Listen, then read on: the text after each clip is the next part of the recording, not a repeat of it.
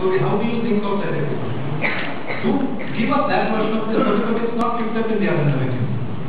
Picked up in the other narratives that you have. Obviously, you must have shot a great deal more.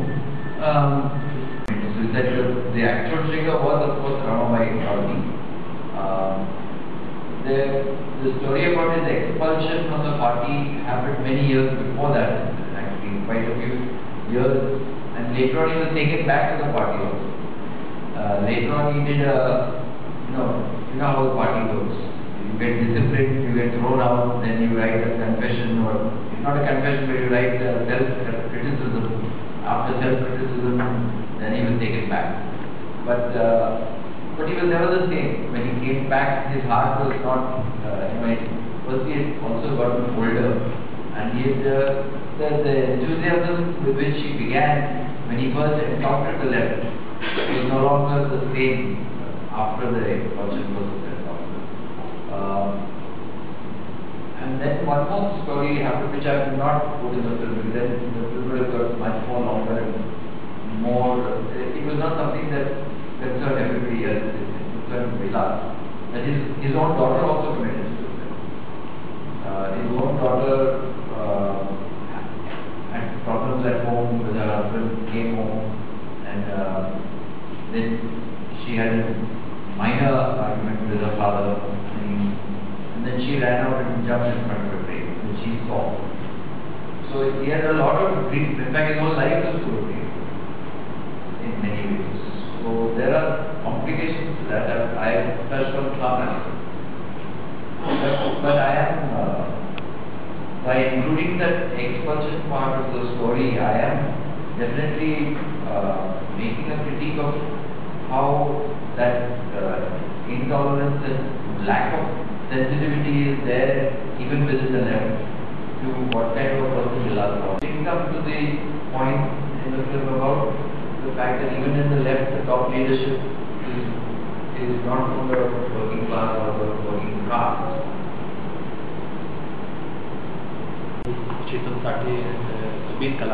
What is the present future? The future really depends on us.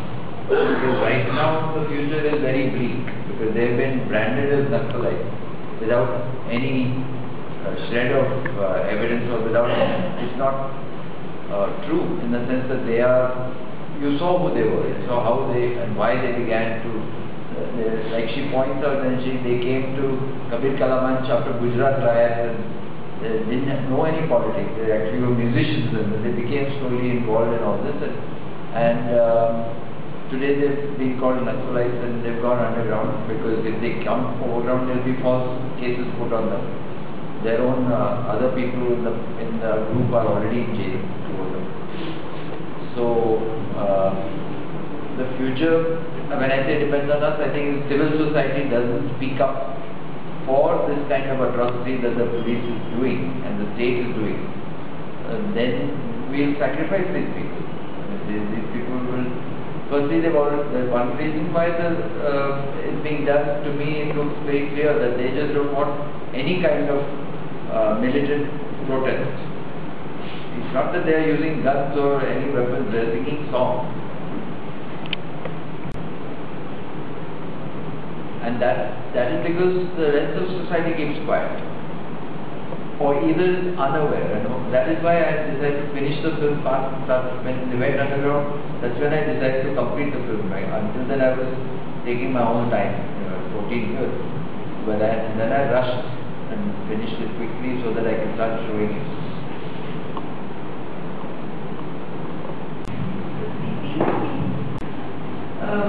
People's awareness of how politicians again appropriate various images, various ideologies, and you very show how various parties have done that.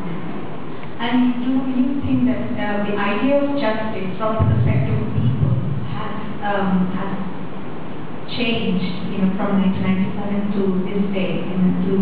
There's a lot of pain, I know that, but if you set aside personal pain, is there a greater, anxiety or desire to actually seek justice, or has there been any change in the Clearly not done.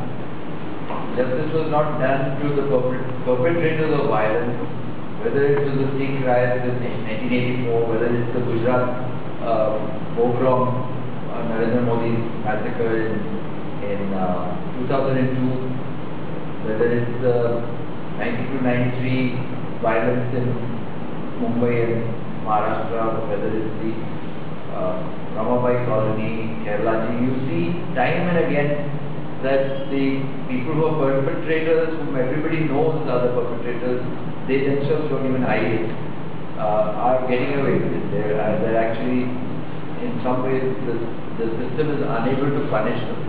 So that kind of a backlog of injustice is growing all the time. And it leaves people with cynicism. So that level of cynicism is quite high. Their own politicians have betrayed them, everybody knows that. So when I show this film in the bastis, in the dalit bastis in Maharashtra, we get fantastic response because people are very angry with their own leadership. So that is, I think that the time is right for another leadership or another movement to emerge. This is very nice documentary. It is like a history of Maharashtra West movement, all aspects of the movement. And some incidents we have started, like we will have this idea of at the time we are shooting, because some shootings are there, there is a I mean, no, I had the idea that I'm making a film about Vilas Gogre's and his music. That idea I had, but other things that came over time, I didn't know that I would include all that. That happened because of my exposure to the movement, to those areas where people live.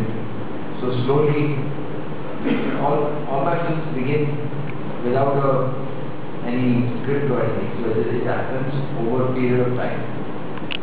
But the content is removed. That we are seeing. I saw it outside in this hall. The image is there and the content is completely different. You have ABVP with Ambedkar and Buddha. Now, if ABVP quotes Ambedkar, can they still have their name there? If they actually quote what Ambedkar said. But nobody questions it because only the image is enough. You don't have to. The same thing happened to Bhagat Singh. You can have. Bhagat Singh stood for a secular society, but Bhagat Singh can be used by anybody. And he is. The PRP and Shiv Sena and RPI. Republican Party. For the faction. Mike. The one that aligns with Shiv Sena. The party which allies with the Shiv Sena is the Republican Party, RPI, which is one faction of the RPI. There are many factions. That's right, that's what I'm saying. So, I mean, that part where I thought that was, the issue that what you just mentioned. This indifference that somehow, and you keep going and asking about 10 years back, do you remember? So, and that's, in a way, I guess that, the answers that you get seem to indicate something about, what, but it's not clear. The film doesn't actually say what you were getting at in terms of, say, conveying an idea as to what's happening. I think it's quite clear. I mean, it depends on the. I don't like to treat my audience as if they are morons. I want the audience to do some thinking, and I don't just put a commentary that tells what I am thinking. That is there through the images, that's there through the incidents.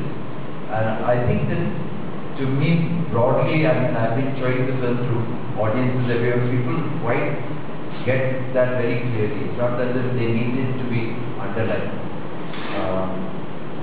So those ironies that are there in the film are quite apparent. They may not be apparent to somebody from another culture. Maybe if the film is shown outside India, a lot of it will be mystifying. But especially in Maharashtra, there is no mystery.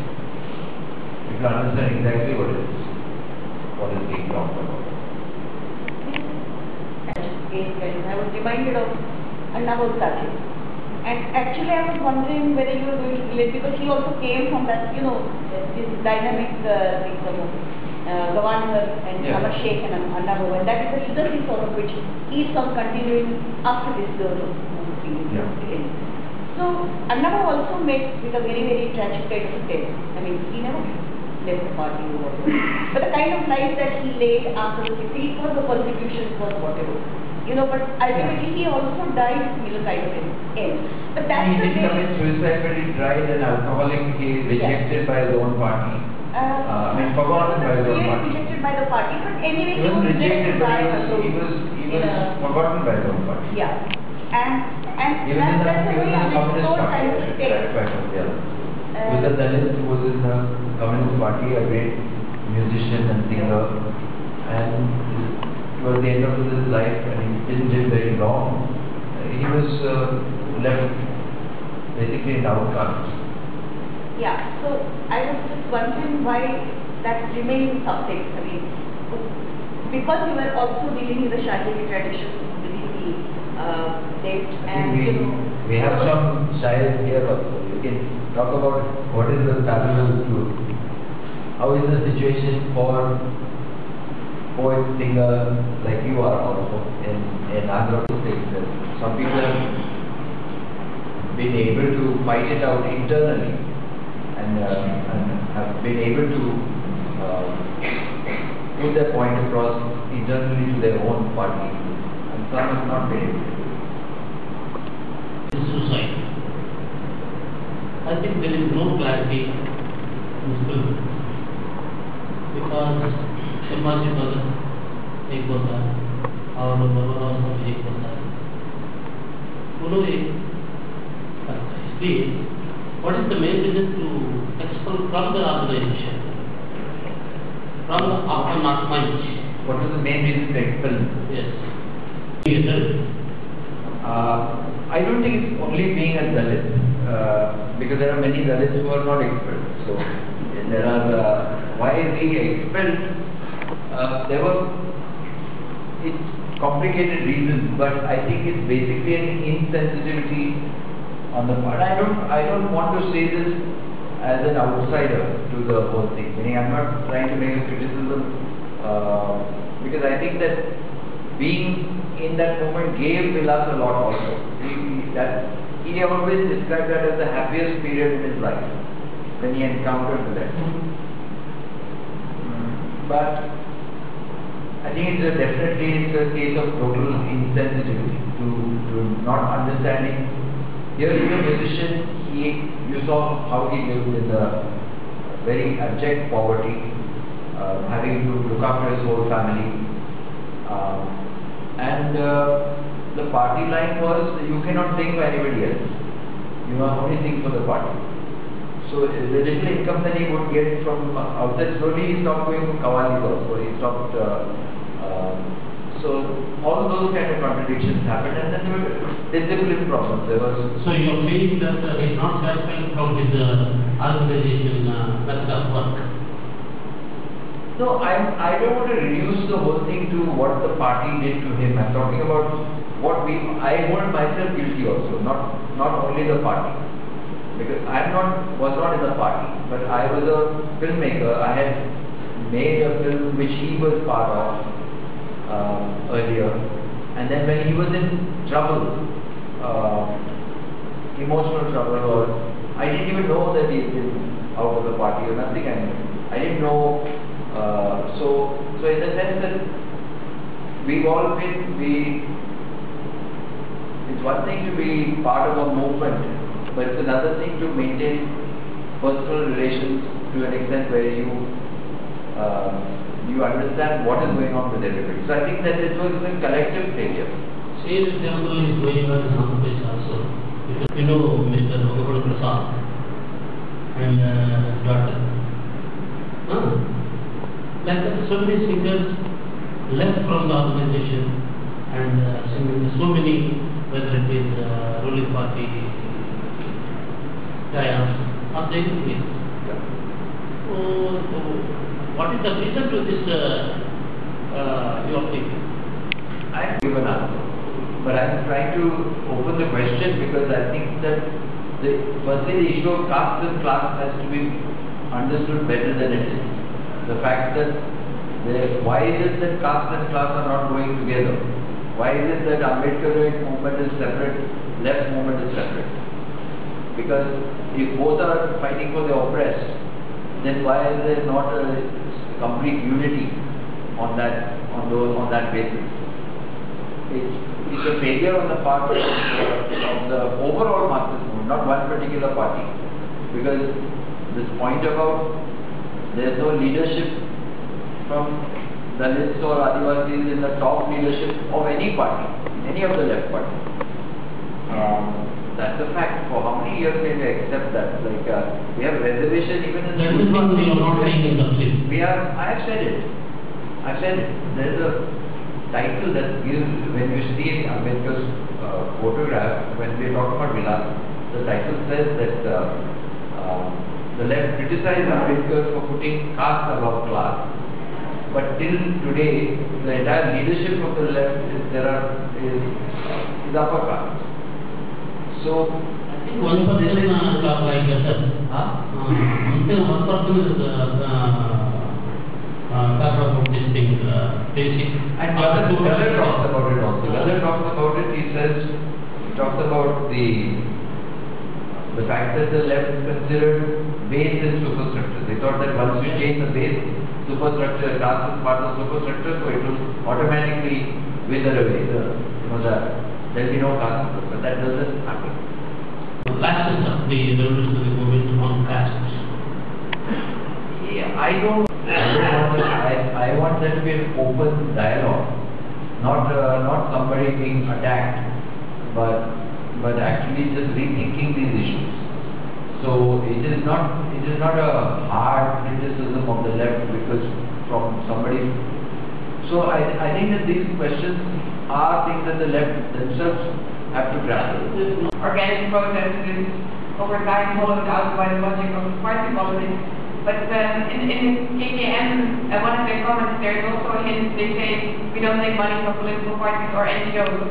So I'm wondering, is there also a story of NGOization that still doesn't really show that you could tell? Very often are taking the space that used to be occupied by movements in the past. And those NGOs you can't necessarily trust them forever. Because sooner or later their logic, their funding, which comes from very often from outside the country, is then, and then it also creates a competition among activist groups who are then looking for that funding, and basically they end up writing proposals and they are taking photographs of their own work to show how they can get the next round of funding. So that is a tragedy that we have seen happening, but I'm not really dealing with that in detail. Just as you said, I don't want to make any kind of strong criticism of either in that level. I want to show what the reality is, but I'm not here to be a school teacher about, say you should do this and you should do that. Because firstly I think that I would like the film to work at a much bigger level than addressing itself only to those who are already on the path of either fighting for the Dalit movement or fighting for the left. What about the rest of the country that is not even aware that caste exists? That the rest of they are aware in the sense that they pretend that it doesn't exist. The upper caste of our country pretend that casteism is already finished. You saw the example in the film. People would think, oh, there is no caste issue left, and in fact, caste issue, they only understand caste by talking about reservation. Only time they think about caste is, if you talk about Ambedkar, the first thing they say is, oh, we are not for reservation. That's all the Ambedkar means to average college student. Am I right or wrong? That the first thing they say is, oh, reservation. They will only start complaining about reservation. So that is the level at which the whole country is at, because nobody reads Ambedkar, nobody, except maybe some Dalits, even many Dalits don't read Ambedkar. And so we have a very peculiar situation where half the country is in denial about whether caste means anything. I mean, even these statistics that 2 dalits are killed every day and 3 are raped every day, it comes as a surprise to most people. So I think that it has to, I want it to work at a, not addressing itself only to the left or only to the dalits. What I would like is some recognition of the reality.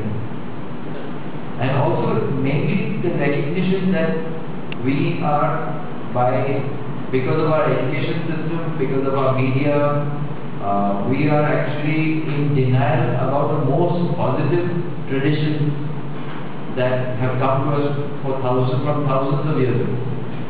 That from Charvak to Buddha to Kabir to Mahatma Phule to Baba Saheb Ambedkar, we have a rational tradition. And that rational tradition is kept alive by ordinary people. How amazing that people who are not educated, not gone to school and college, but they have minds that are so sharp that they can articulate so many things so clearly. So that is because of this long history of questioning. And that is the heart of a democracy. That is the heart of it. If we are a democracy, it's because such people exist and such a rational history exists. Otherwise, we can go back to the Vedas. Associated with the Dalit politics and such kind of things. Yeah. But one point I just I was just thinking, like, why you ask that child that whether familiar with that particular history, particular moment of the Dalit first candidate? Yeah, that's a good question. In the sense that, I know Jayavant Chire for 14 years. I know the whole family. He was an activist, so he's the one who took me around to Ramabai colony, meeting the victims of people who had died. And so it was curious that in his own house, he hadn't necessarily told her. That's something that I always wondered about, that he didn't want to involve his own children in that. It's not that he was didactic to tell them every detail about everything. He wanted them to give them a chance to be free beings in their own right, come to their own understanding of everything in time, not be imposed from outside. Although you see some of his thoughts are in them, because like the song that the poem that they first when you meet them they talk about, there is that gods and demons and all that are false. So a little bit of inculcation from their father they've got, but not to the extent of every detail about what happened at Ramabai. And he doesn't want to burden his own children with that whole story. So, and she has got, but at the same, what is the price of that is that she's gone to an English-speaking school outside the colony, where they've told her that in Ramabai firing incident, the riot happened where the Dalits attacked schools and all that. It is a completely cooked up story, completely false story being told from in one of those upper class schools. So I wanted to point out how the history gets changed. On the other hand, the film poses a narrative about the degeneration of Dalit politics in some sense. And which is not very different from, for example, how media today talks about Dalit politics or left talks about. And there's so much debate about that, whether there is a degeneration or something else. And suppressing the film doesn't, for example, interviewing Dalit intellectuals. I mean, you have interviewed activists, victims, so there's a whole lot of Dalit intellectuals in India today, academicians. What do they think about this? How do they perceive this, whether there is a degeneration, etc.? For example, and in what context where is the mystery that needed to be unraveled by a intellectual? I've avoided intellectual, you're right. I've not put any, I've not put in the film any people who are like theoreticians of any kind. What I've put is people, or people with their own forms, who are either victims or people who are activists. To me, the positive from the Dalit movement came from Kabir Kalamanch and the people who are carrying on the legacy of Vilas Gogre and those who are still fighting despite all those who have never sold out, who have never. I assume that all have the legacy of carrying on the movement and still fighting back. Pardon? That legacy of coming from the same Dalit movements and also still fighting battles. So I'm just curious to know why they're totally absent in the film. And there are a lot of them in India today. It's not one or two or three. Yeah, but they're not absent in the film. They're absent in front of the camera. It was not difficult. I mean, it's a matter of whether people trust you or not. If over a period of time, once people get to know why you're doing something, then there's no problem. In fact, people are very happy to talk. Yeah, I really like to learn more about the popularity of Ambedkar in terms of the speaking and cultural tradition and so on, in varied ways in which Ambedkar was involved and so on. But as I said now, if the film is about introducing certain complexity of caste in India, I think that is where the problem is this film. If you take the discussion around Chaitanya Bhumi, where the upper caste, middle class people speaking, or if you take the Modi, Hindutva, those kinds of images, we don't really find a very convincing, powerful arguments from the people. So largely get the sense that there is certain kind of degeneration of this movement.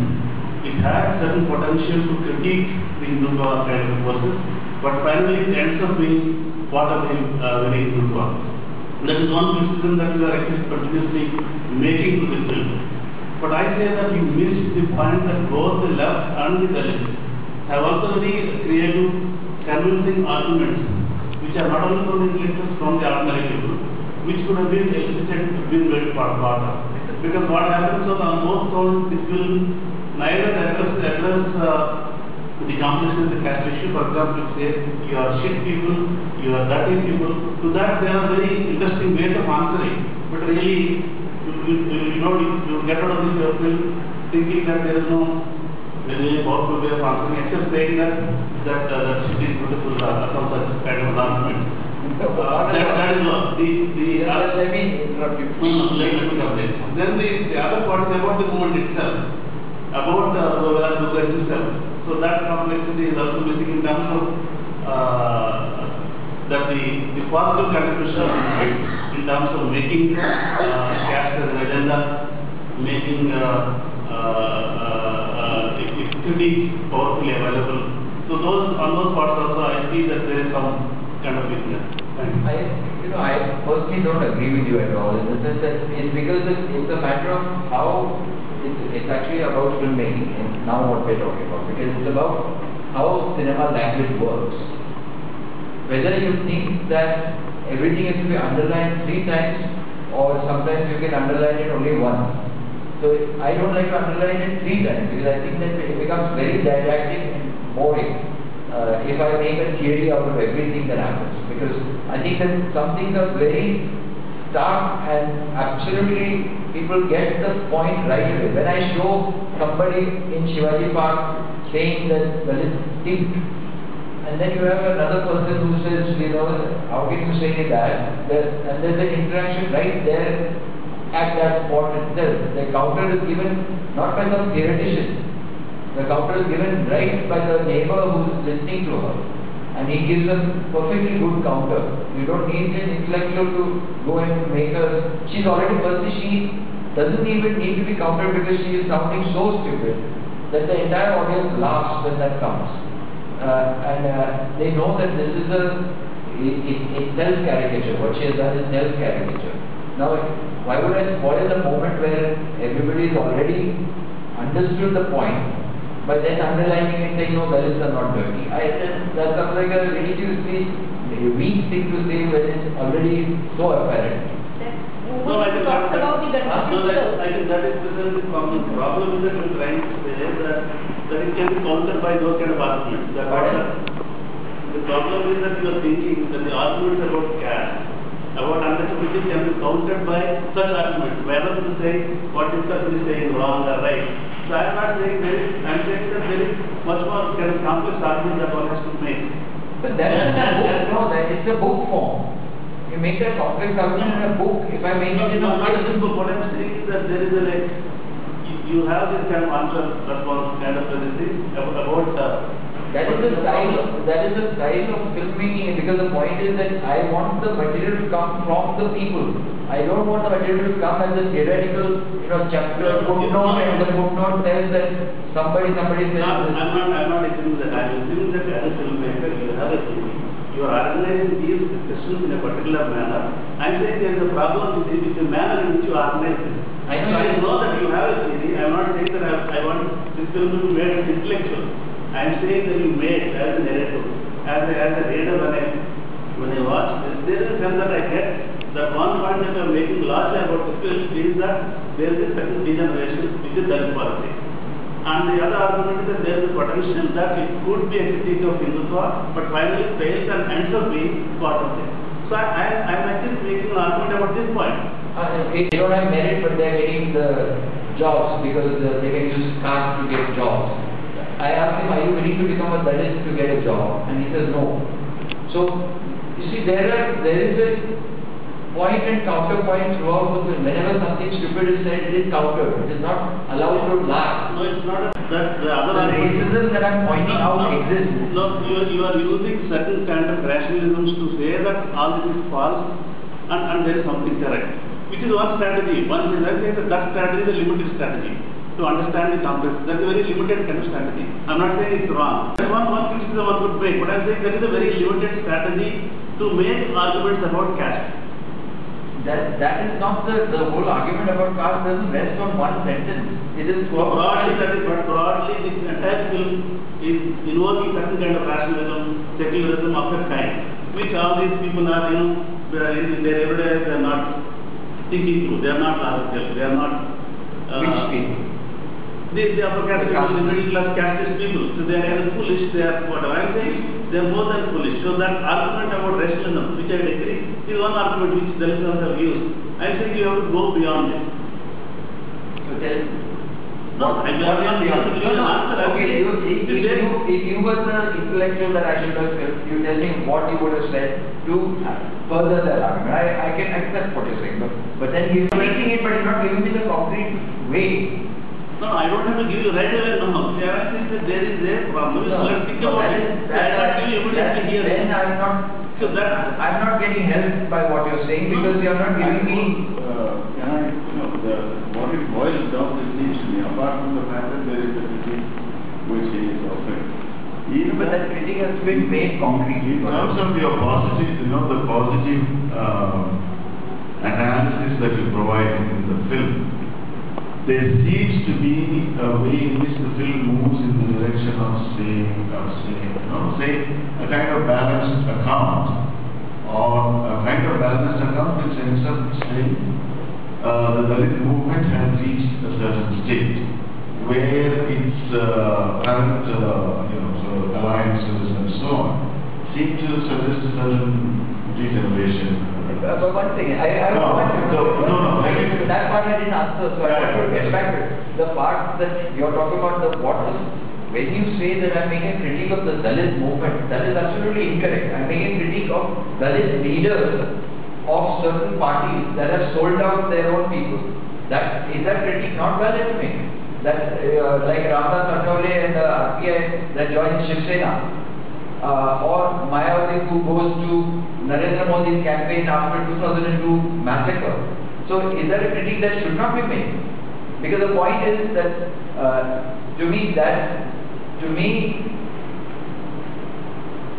our democracy and our secular values were enriched by the Dalit movement, by the rationalist movement. Now that some sections, if they do an act of betrayal, then either you can say that they didn't betray. You can give an argument that that's not betrayal at all, that's valid thing to do if you are saying that. Or you are saying that it doesn't matter that they betrayed and I am saying that the protagonists in my film are not those people. They are the Dalits who are people like Kabir Kalamans. They are people who have continued to fight heroically in the face of all that betrayal. So, if you depends on whom you are identifying with. If you are identifying with the youth that is not betrayed, that the youth that is continuing to fight, and they are the majority. That is why the film is being seen everywhere in Maharashtra by thousands of people, Dalit movement, who are, for them it reminds them of the history and the movement that is very positive and that is still alive. That betrayal is a temporary betrayal. It's not a betrayal that is going to define things of it carefully. Middle class and the Narendra Modi, there are two things. This is two things from the Dalit movement point of view. I would